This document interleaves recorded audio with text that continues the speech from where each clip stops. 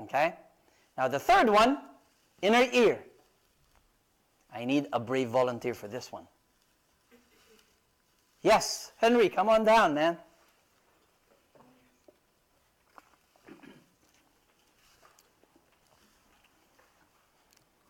So we eliminate relying on feet and ankles by having someone stand on an unstable surface. Now we have to eliminate vision. So we'll have him stand on this phone with eyes closed. All right, wait a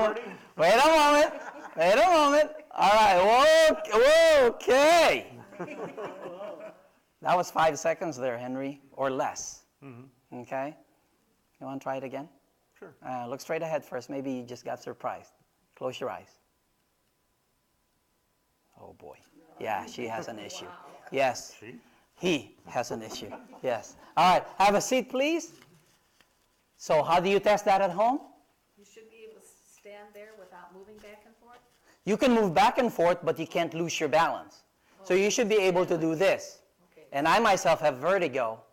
But it's okay to move a little bit. But if you start doing one of these, Yeah, because they put me on one of those therapy. weakness of the inner ear. Okay? Yeah. Now, let me give you, I think we'll discuss that later on.